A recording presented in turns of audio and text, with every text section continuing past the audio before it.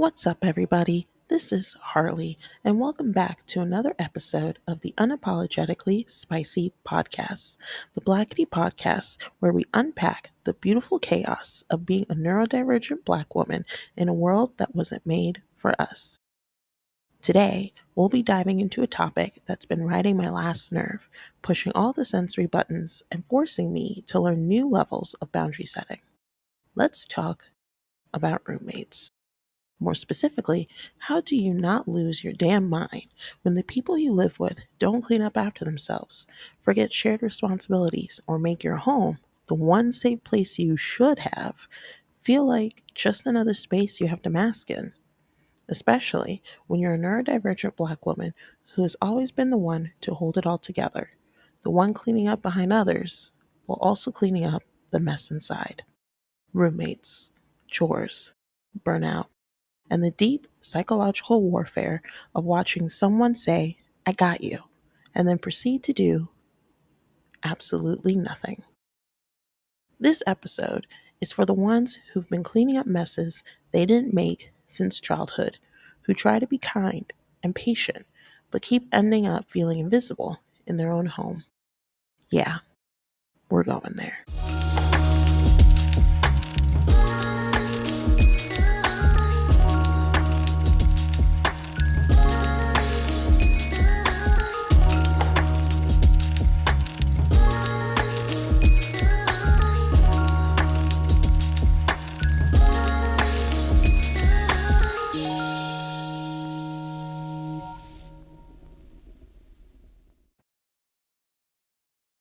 For so many of us, especially if you grew up in a household where you had to parent yourself, cleaning up after others can feel like a trigger, like a full body flashback.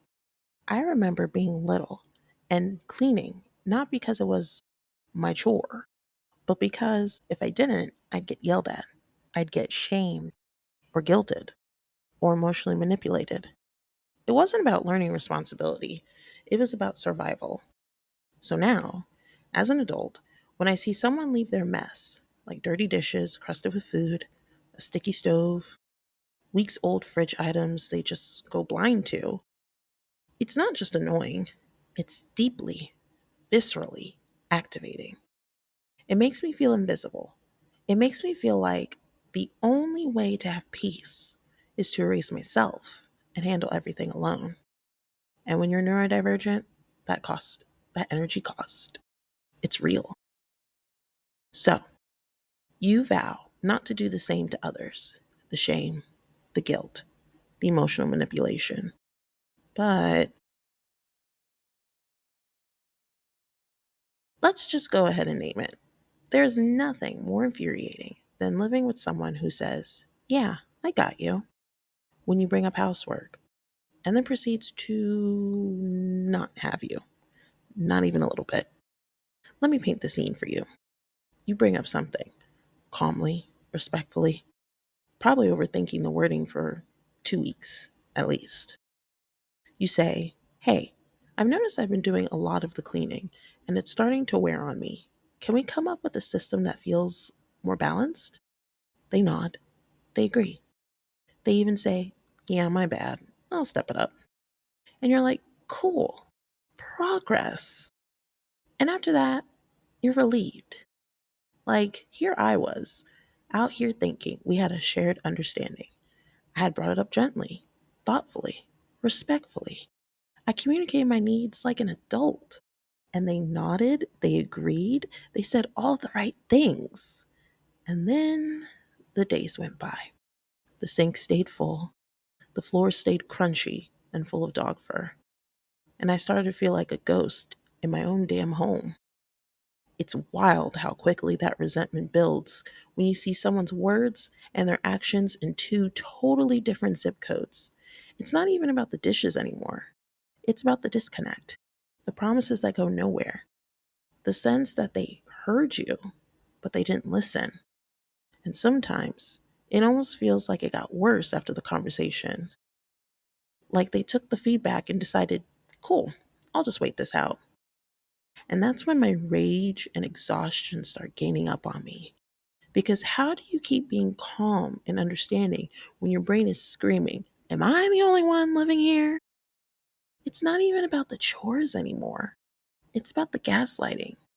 It's about the emotional contract that got broken when they said they would take responsibility and didn't. Let me be clear. It's not just about the mess. It's the mental gymnastics, the emotional labor, the way your brain is already juggling sensory overwhelm, executive dysfunction, time blindness, object permanence, and now you've got to add sweep the kitchen 3 times a week because your roommate doesn't notice their own trail of crumbs to the list. I'm tired, okay? And then there's the gaslighting. Oh, I didn't realize it was that bad, or I was going to do it later, or worse. The promises that they'll do better, and then they don't. The mess is still there. The stove still has splatter marks. That same greasy pan is still in the sink, and that placemat still has sauce, like it's aging into a damn art piece. And y'all, my roommate, bless her heart, has literally said she wants to do better. We even sat down, laid everything out clearly, even said, hey, there are cleaning supplies right there, just use them. The stove was supposed to be wiped down regularly, the floor swept and mopped, food that's been sitting in the fridge for weeks thrown out, and instead, I come home to sticky stove tops, food rotting, dog fur tumbleweeds, and her dirty placemat just vibing on the table like it pays rent. It's like, not only are you picking up the pieces, you're also carrying the emotional weight of pretending it doesn't bother you too much so you don't come off as difficult or too sensitive. For me, cleaning isn't neutral, it's loaded, it's painful, it's tied to childhood trauma and the years I spent having to parent myself, and sometimes even my parent. I wasn't just a kid, I was the emotional regulator, the cleaner, the fixer. The one who stepped in when things fell apart because if I didn't, no one would. So now, when I'm picking up after grown adults who swear they care but don't follow through, it feels like I'm back in that role again, that unchosen responsibility, that silent, unseen labor. And then I start spiraling. Am I too much for wanting a clean space? Should I have said it differently? Maybe I should just suck it up and do it. And that's where the burnout starts to feel like betrayal. Because I didn't just ask for help, I asked for respect. And what makes it worse is this pattern of people pleasing I learned so young.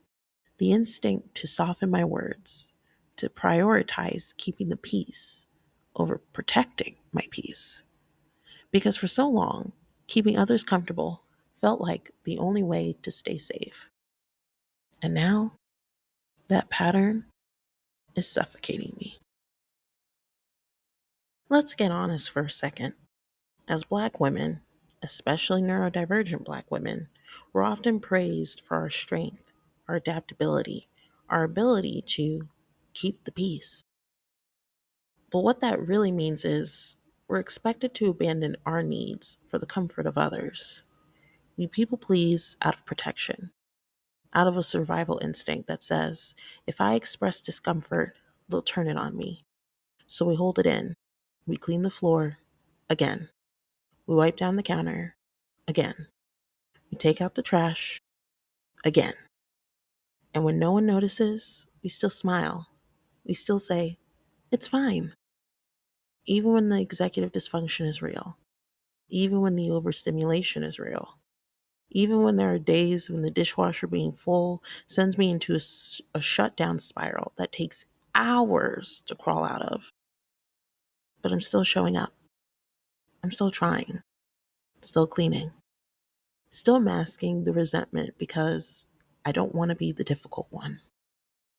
And this people pleasing voice in my head, the one that kept me safe growing up, is now screaming, just do it yourself. Don't start drama. They're trying their best. But then, are they? Because trying doesn't look like making empty promises and then disappearing into your room for 3 days while the kitchen morphs into a biohazard zone. It's not fine. It's not fine when you're burnt out and overstimulated and still doing the labor of two or three adults just to keep your environment livable. It's not fine when your yes is a trauma response, when your grace is a mask. I am not meant to be the only one who cares. And being accommodating should not come at the cost of being neglected. So now what? Because I'm not interested in being passive aggressive, but I'm also not going to keep being the unpaid maid in a shared space. I've been trying to find new ways to communicate, especially when I feel disrespected in my own space. Because when you've got a history of people pleasing, unlearning that doesn't just stop because you moved in with someone new. If anything, living with someone who doesn't pull their weight will test every inch of your growth. Recently, I came across something that's been sitting heavily on my mind. It's called the Accountability Formula by Joe Nucci Therapy. And y'all, it hit like a ton of bricks. Here's the formula: responsibility equals impact minus capacity times empathy. It's basically a framework to walk through when harm has been done, especially when you're trying to decide whether to extend grace or draw the line. Here's the flow. Was harm done? Yes. Even if it's just chores, the harm is the emotional and physical impact of carrying the load alone, of being ignored, of feeling like your boundaries aren't respected in your own home. Did they have the capacity to choose differently? Now, this is the hard part, because sure, she's neurodivergent too. Maybe object permanence plays a role, and she doesn't see the mess the way I do. Maybe she grew up in a household where cleaning wasn't modeled. I can extend some empathy here, to a point. But then I look at the whole picture. We've had conversations. It's literally in the roommate agreement. We've literally pointed out the cleaning supplies. We named what needs to be done: clean the stove, sweep and mop the floors, wipe down the fridge, throw out old food. For God's sake, just clean your placemat after you eat. She knows the dog doesn't need to stay in the crate when she's home. And she said she'd help with that. And what happened? She promised she would. And nothing changed. In fact, it somehow got worse. So then I ask, if she had the capacity to clean up after herself, to follow through on her word, and chose not to, then the next part of the formula kicks in. Has she taken responsibility? Has she shown remorse? No, not yet anyway. She hasn't acknowledged the impact, hasn't apologized, hasn't changed behavior. And that tells me grace can't enter this space right now. Because grace without accountability, that's just me bleeding out while someone else stays comfortable. And I'm tired, y'all. I'm tired of carrying the weight of a household because someone else decided that being an adult stops when the meal's finished or the mess is no longer theirs to see. It's exhausting to constantly recenter yourself in your own damn home. But this formula, it's helping me reframe things. I'm still working up to using this in a real combo, but even thinking through it on my own has helped me feel a little less gaslit and a little more grounded. I'm noticing where I've been overfunctioning, where I've been giving out patience and explanations and empathy without getting any of that all back. And listen, I know, y'all know, I know that change is hard. I know that capacity is real, but so is impact.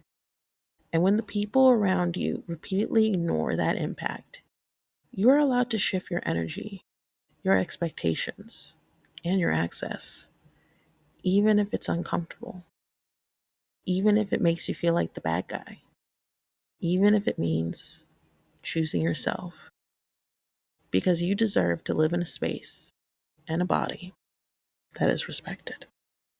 Here's what I'm holding close right now. I can be understanding and fed up. I could be the one who values a clean space, without being the one who always has to create it. I can unlearn people pleasing while still showing up with compassion. And most of all, I can choose myself. Whether that means setting firmer boundaries, changing how I communicate, or even shifting who I share my space with, I'm allowed to prioritize my well being. You are allowed to take up space, emotionally and physically. You are allowed to say, "This matters to me," and not have to justify it with trauma receipts. You are allowed to move out, or move on, or move differently when your words are continuously ignored. Because I refuse to keep shrinking in a space that's supposed to hold me. Because bare minimum empathy should not feel like a luxury. And because I'm too damn grown to keep cleaning up after people who swear they care and then show me otherwise. So, if you're listening to this right now and you're deep in roommate resentment burnout, let me offer you a few lifelines. 1. Use the accountability formula.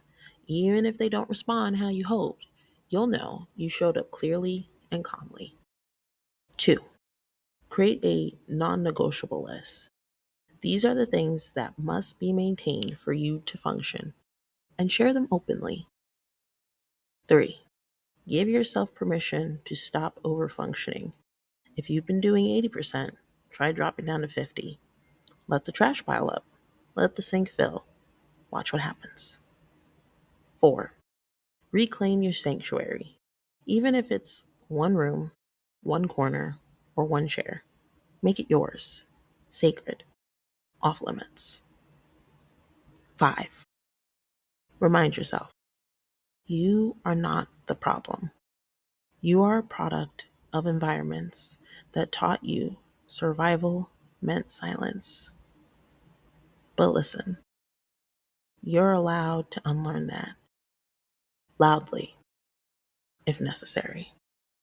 If you've been sitting with roommate rage or passive aggressive resentment or even guilt about speaking up, just know you're not alone, and you're not wrong for wanting more from the people who share your space. If this episode resonated, text it to your group chat, send it to your roommate, you petty queen you. Or you could just play it loud while you deep clean and protest. Whatever healing looks like for you today, I support it. And if you got your own spicy story about living with a messy roommate or unlearning your inner people pleaser, send me a DM or an email. I want to hear all about it. And yes, I have an email and I do check it. You can email me at unapologeticallyspicypod@gmail.com. Keep advocating for yourself. Keep practicing that uncomfortable truth telling. And if nothing changes, know that protecting your peace is not selfish, it's survival. Thank you for listening. As always, make sure you drop the Unapologetically Spicy podcast a follow on Spotify, Apple Podcasts, iHeartRadio, or wherever you get your podcast fix. Follow the podcast on Instagram at Unapologetically Spicy Pod, or on X, formerly known as Twitter, at UnapoloSpicyPod. Want to talk about the podcast online? Use hashtag UnapologeticallySpicyPod to start the conversation. Leave a comment on the show's page on Spotify or on an episode, or even leave a review on our official Facebook page. Until next time, take care of yourself like you take care of everyone else. Stay spicy, stay grounded, and don't be afraid to say, "Hey, I'm not your mom. Clean the damn kitchen." Bye.